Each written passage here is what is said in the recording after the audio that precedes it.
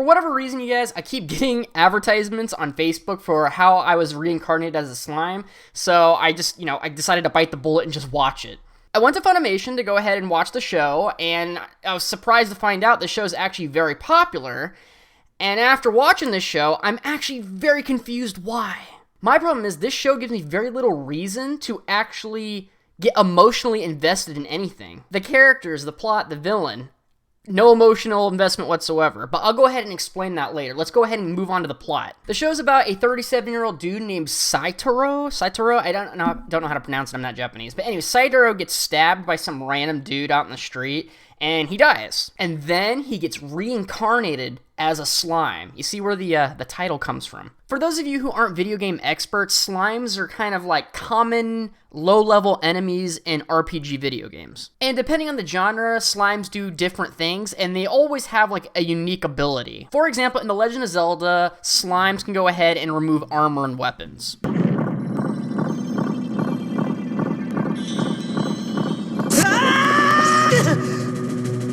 Ditto in Pokemon, which is a slime, can transform into the Pokemon that it's fighting, also copying its powers and abilities.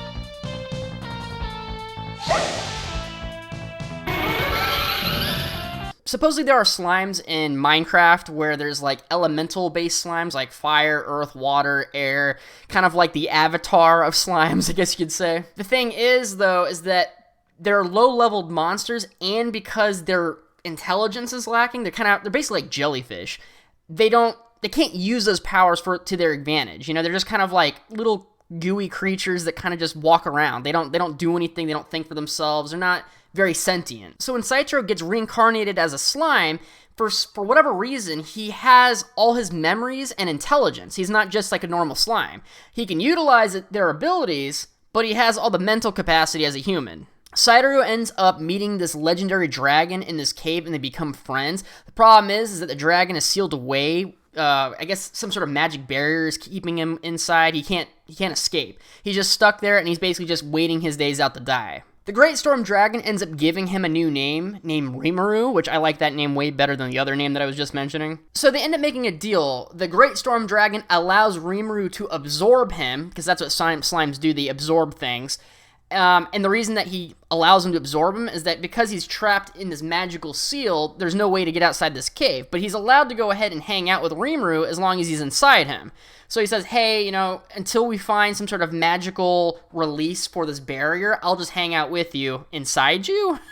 I guess that's a weird way of putting it. So after Rimuru absorbs him, he's like this tiny little ball of goo. He's supposed to be like a level 1 nobody character, in a video game. So now Rimuru has all this stored up energy. He can use magic, he can absorb things that he touches, and he can use the powers of the thing that he absorbs, and he can store it. So like, he can basically learn infinite amount of moves and powers and abilities, as well as having all this gigantic magical aura energy within him because he has this legendary dragon. So he becomes basically like a mini god now.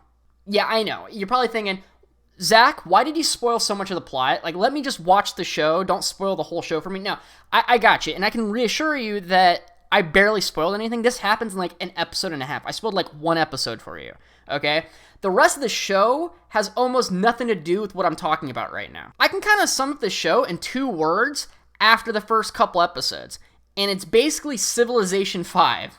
Let me go ahead and tell you some of the pros, you guys. The show's general appeal happens to be about Rimuru just learning new abilities and becoming more powerful, kind of like an RPG. Like if you're playing World of Warcraft, or if you're playing like Monster Hunter, or any of those type of video games, the cool part is leveling your character up, getting new equipment, armor, abilities, things like that. And that's kind of the gist of this show, is just leveling up Rimuru and watching him kind of become a more powerful person, as well as just kind of building up his civilization and making like a rinky-dink little goblin village into like this gigantic city. And I have to admit, the show has really good animations, and the music's really good too. So like when they're fighting, there's a fight scene, or when there's like a sweet and tender moment, I guess you'd say, the music always feels really nice for the situations. And what I really like about the show too is the animation's always really good, not just for the fight scenes, but also for like just the little things moving around. Everything looks pretty. Like nothing ever looks ugly in this show. And I like all of that, and I like the fan service in this. I love the boobies and things like that. But other than that, other than the surface level bullshit, this show is lacking on so many levels. It's actually quite ridiculous. And I know this opinion is going to get me a lot of hate because this show is actually very popular, especially on Funimation. But I can see the potential in this show. I can see where it could go and how great it is. But season 1 was so hard for me to get through because it's just so boring. It's just one of the most boring shows I've watched in a long time. The only character in this show that has any sort of characterization is Rimuru, and even Rimuru, I struggle to understand his goals and aspirations in this show. Like, I still don't really know what they are at all. And the other characters, the writers just said, fuck them, and just threw them away. Like, seriously. I have no clue what the writers are doing with the show when it comes to characterization, building a personality in these characters, and just kind of giving them character arcs. There's, like, just no arcs in this show. It's really weird. They all look cool. They all look vibrant. They have boobies and things like that. But other than that, I don't even remember their names. So let me go ahead and try to name a few just for you guys. I don't know, the guy that uses 2 swords, the big boobs chick that uses a big sword, the old guy that uses 1 sword, the cute pink-haired girl, the dog, the goblin. Like, I don't know. Like, I can't tell you any of their names unless I look them up. And what's really interesting in the show is that they actually have almost no character development other than this lizard dude. They have a little bit of character development with him, but he's, like, not even a main character. Rimuru, I have no clue what his goals are. And that's the thing, is that you'd think, like, okay, what is, like, their aspirations? For example, like, in Naruto, he's like, I'm gonna be a Hokage, One Piece, I'm gonna go ahead and become king of the pirates. Like, there's always something in an anime where it's like, they have, like, an aspiration, you know, some sort of dream that they're trying to accomplish. Death Note, he just wants to make the world a better place, but he's doing it through the means of, like, an authoritarian regime, right? By killing everybody that he thinks is bad. Right, so there's like an end goal. His is just, I'm making the world a better place, but he has no, like, how do I say it? Because it sounds like almost the same thing as Death Note, but it's not, because in Death Note, he's trying to become like a god and punish people according to their, like, their morals or whatever. But in this show, he doesn't even have like a moral spectrum in his head. He just is like, I'm gonna make the world a better place, and then that's it. He never, like, explains how he's going to go about doing it, and he never really explains, like, what his ideal goal is, like, how he's going to make it a better place, like, what's his dream and thought process of what makes a good place. You don't know. They don't go far enough into his character to really understand his ideas of good and evil, what's bad and good, how a good civilization looks. Like, you don't know this. You don't ever get to hear what his thoughts are on it. He just says, I'm just going to make a good place. It's supposed to keep your intrigue in the show, and it just doesn't for me. So I'm not really sure, like, what they were thinking when they created Rimuru as, like, the main character with no goals or aspirations, no character arc. I don't know. The same thing goes for all the other characters, except with Rimuru, you kind of like him. He's likable. All the other characters, you can barely explain their personalities. They almost have no personality. Like, I really can't explain it. Like, the old sword guy, like, Ogre or whatever his name is, he's just an old guy, like, with a sword that teaches kids how to sword fight. And that's it. I don't know his personality. I guess he's, like, sweet old man, but he's also can be, like, I don't know. There's another, there's a couple of the goblins or whatever. There's one that stands out a little bit because he looks kind of more cartoony than the rest. And he just is kind of sleepy, and he's kind of naive, but other than that, I don't know anything about him.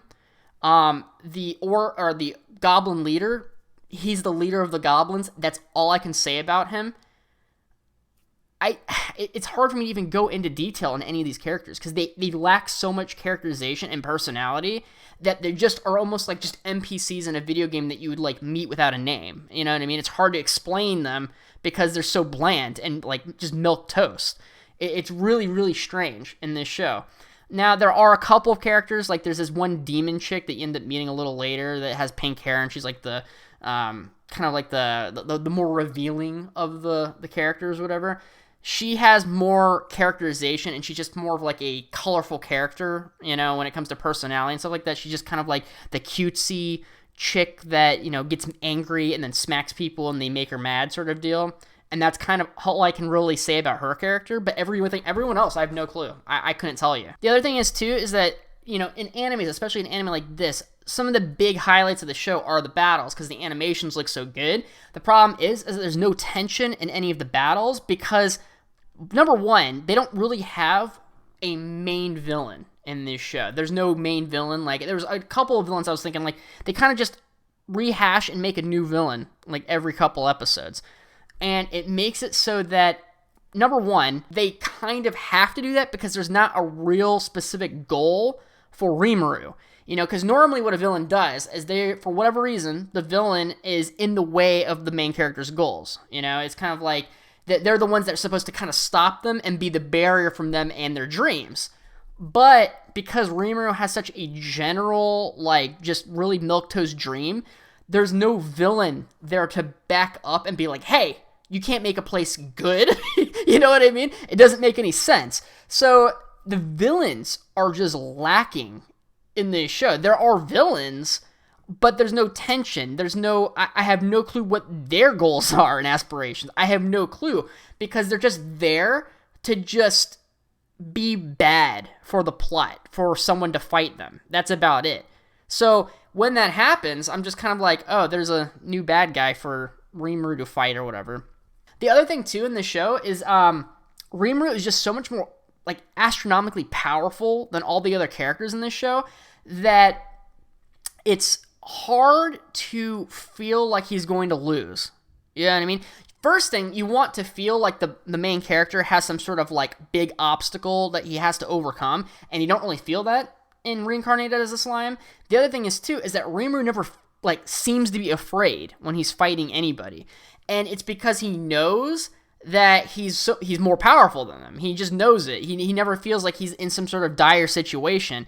And because he knows it, and I feel it, it just deflates any sort of tension in a fight scene at all. It's really bad. Because there's no characterization or motive in any of the characters, including the villains, the fight scenes even lack harder because there's no underlying well-found reason for the fights to even occur. You're just sitting there going like, why is this fight actually happening? I have no clue. And when there is a logical reason for a fight to be occurring, when there is finally a diamond in the rough and you're like, oh, there's an actual fight and there's a reason for the fight and everything, you're still trying to figure out like why it isn't working. And the other reason why it doesn't work is that the villain and the protagonist, their personal connection with each other is so disconnected that there is no personal intrigue for the villain and the main character. So you're just you're still just watching a fight for a fight to happen. You know what I mean? You're not seeing like ideologies clash,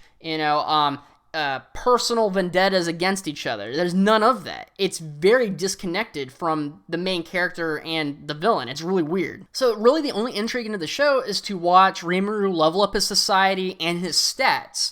That's about it. Now, personally for me, I really like video games. I love RPGs. I love min-maxing my character. I love grindy games, kind of like Monster Hunter. Monster Hunter's all about the grind. Like, just look at those hours. So it basically has the same premise to Reincarnated as a Slime. So why is this show, like, not the shit for me, but Monster Hunter is? And it's really simple. In a video game, I get to choose. I get to choose my armor, I get to choose my weapon, I get to choose what monster I fight, I get to choose if I don't want to fight something. I'm in control of the situation. But in Reincarnated as a Slime, I'm just a backseat driver. It's the difference between shopping for yourself and watching somebody shop. There's a big difference. It doesn't seem that big, but it's a fucking huge difference. Your choice makes it fun. So I really don't know about Reincarnated as a Slime. Maybe the second season will just up the ante and will give like a main villain. They seem to be trying to do that like near the end of the first season, so there is hope for the second season to be better. But the first season, man, it's hard for me to actually tell you guys that it's a good show the way the first season went down. There's just not anything to really cling on to. And, maybe you like it. You should go ahead and watch it. It's not super duper long. The episodes are like 20 minutes. I think it's like 24 episodes right now. It's not too long.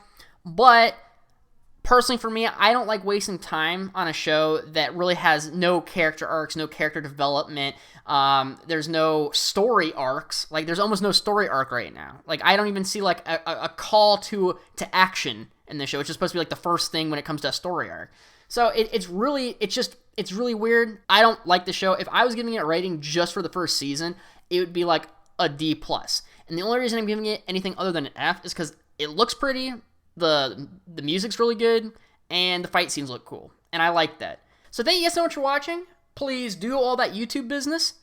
And see ya now. Hey, you made it to the end. That means you must enjoy my content, so go ahead and love tap that subscribe button for me. And if you don't like my content, subscribe anyways. My videos are proven to make your schlong longer. Follow me on Twitter and Instagram for discussions and movie topics. And subscribe to my new channel called Wait Gaming, where I play games, and each time I die, I have to do a workout. Gets pretty intense. Thank you guys so much for watching, and see ya.